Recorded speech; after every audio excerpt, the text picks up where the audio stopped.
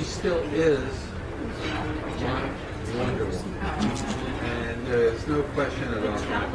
I have to tell you, when I look back on all the women I've known in my life, all the married women I've known in my life, with the exception of Sue Ann. Get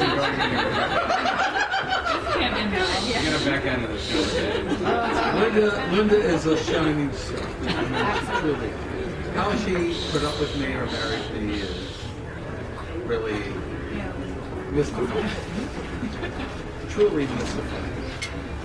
So I will tell you this, without any question, not only did I marry Linda, but I married a wonderful family. And I love each and every one of you very much.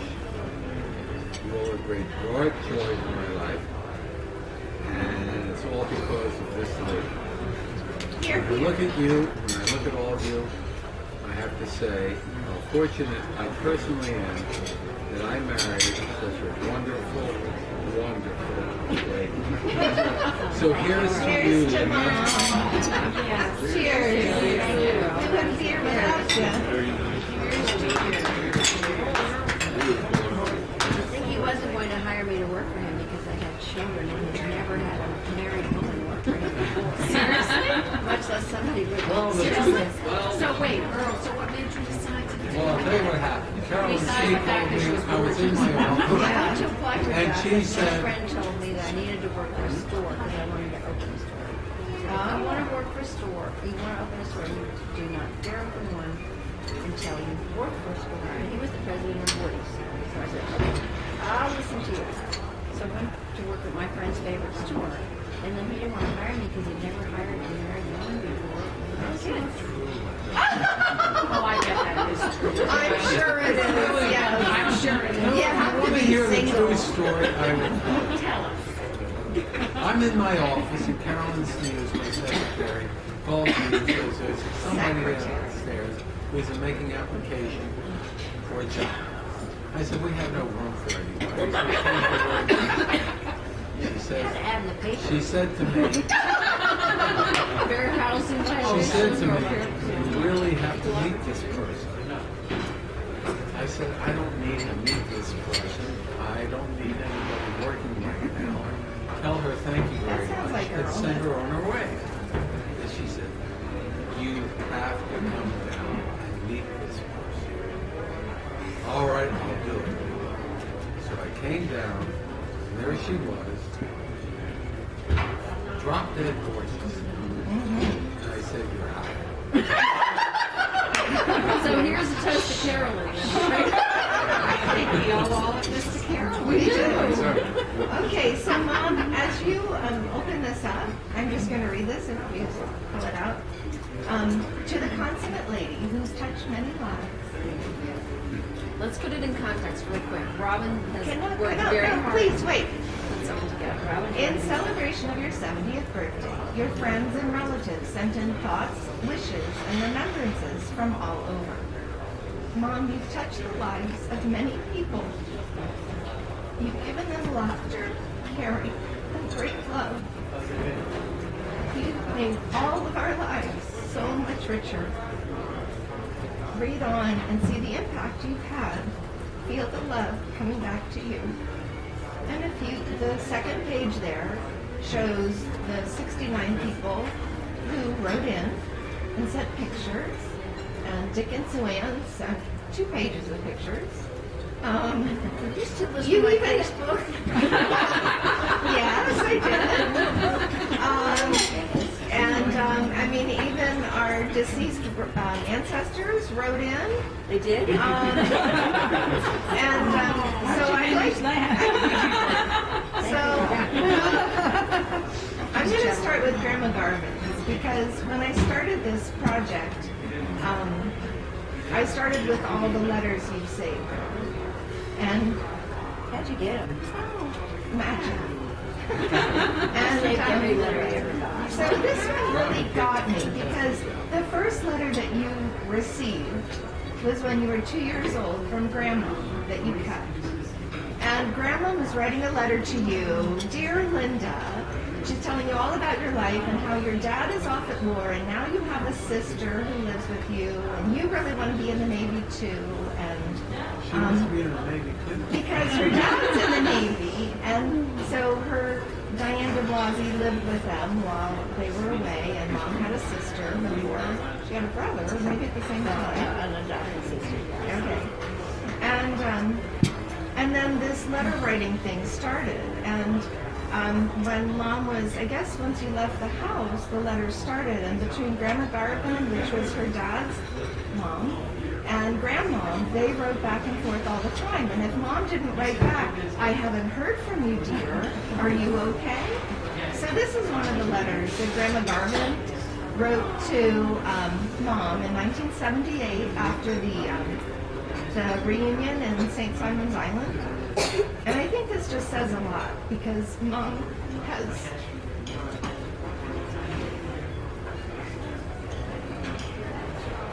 carried on the tradition. Wow, you made me cry too.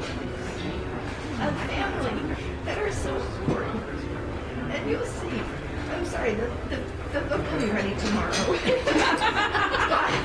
But anyway, so this is the letter from Grandma Garvin.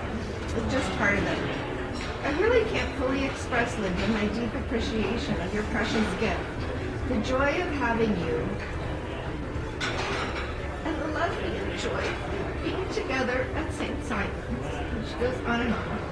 With loads of love from Dad and Grandma. You know, and I think back of the days when I was a teenager and Mom would call at 2:35 and I had just walked in the door. Are you there? Are you okay? And I'm like, just give me a little space. Well, it's all from the family. Grandma Garvin was there checking on Mom all the time. Mom checked on her all the time. I'd like to read Earl's letter, and then several other people had Earl letters to read. So this is from Earl. My partner in life, my best friend and wife.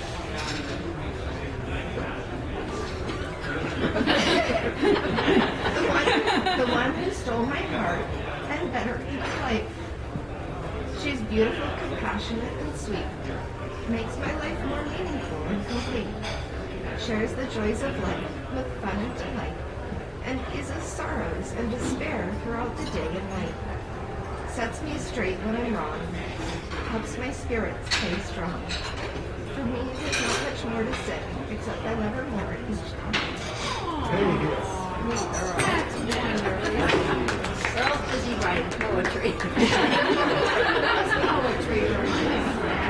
And so Angie and Kelly have some letters to read too. There are so many people. Mom wanted, you need to get like 300 hugs tonight because everybody wanted us to give you special hugs. So we all need to give her at least 200 hugs.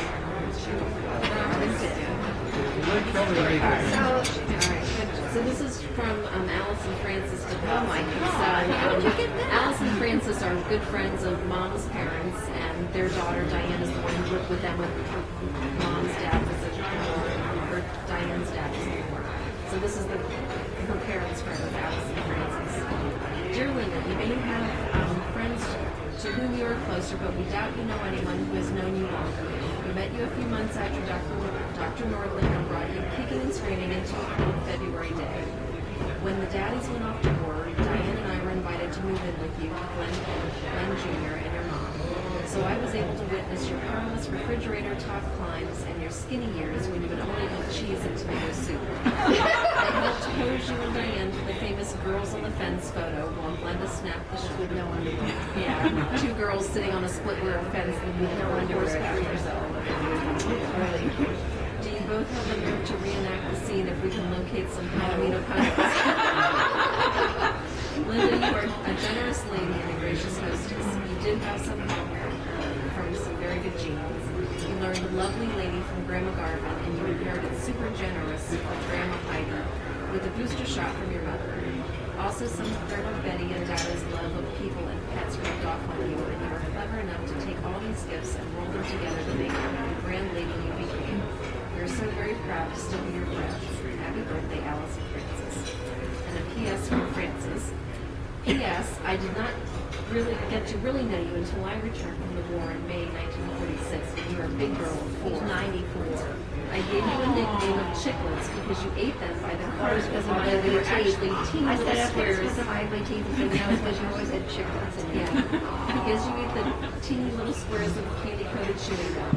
I worried that all that gum would clog your young pipes, but you kept on eating them for years without a problem. Congratulations on a very strong constitution, which I trust you still have. Also, if you do reenact the fence scene, please wear a longer dress. They were very short. So that was from the Blouses. And then from Freddie and John Boris, they And Freddie and John wrote every single day. Well, did she get the letter yet? When is she going to get it? And when can we write her? And when is her birthday? And where will she be? And Who are they? Freddie went to high school with Mom. She was in her potluck, which was a group of girls that met on Friday night. Sororities. We met on Friday nights and we all brought in a potluck dinner and then we all went on our dates from there. Friday night. In high school. Through high school, all the way through high school. Okay. Judy's from Bedford. And where do they live now? They don't live with us. They actually live here. We actually live saw here. them the other day. Okay, so Freddie says, happy birthday. May this year be happy, healthy, and fun. You are truly my best friend, and I love you so much. We had such good times over the years. Our trip to LA and Hawaii, and our good talks at our round table with a window view. Our excursions together and separately, seeing you and Earl after climbing those lava rocks was priceless. The evening up on the deck with Earl on stage brought many a laugh. You're such a beautiful person inside and out. You are always giving to others as though it was nothing at all. I still remember your kindness and time for the invitations. Hosting a dinner party for one couple or 50, you make it seem so effortless, and you still have time to talk to everyone and make things appear so comfortable. You are admired by so many people and appreciated for what you do and who you are. God bless you always. Johnny and I have always been so blessed to have you as our friend. Happy birthday again, Freddie. Very sweet of you, Johnny. It is very nice. And there's one from Johnny too. Johnny wrote Freddie's. No. Linda, happy birthday. When Robin reached out for us to say a few words about you, I know she was just asking Freddie, but you know me. I couldn't pass up a chance to put my 2 cents in because you really are one man. Freddie and I have so cherished our friendship with you and Earl because you're such a superwoman. I told you once what a beautiful person I thought you are, both inside and out, and I truly meant it. You are kind, considerate, and so giving of your heart to Earl and all your friends, and so pretty too. Thank you for being you and being our friend. We'll never forget the terrific times we've had together at your home, our home, LA, ship to Hawaii, COVID, Fort Lauderdale, and That trip is worth a book in itself. It really is. we really had some wonderful times together. We love you and wish you a fabulous birthday. All right. That was very nice. How many people did you get? 69. How did you do this? You took my Facebook. I took everything. Everything. It's great. Yes. So Angie has one from your cousin Cynthia. Dinner. Can we wait just a minute? We can Order and Earl? then read. Yeah, Let us order. Let us order dinner and then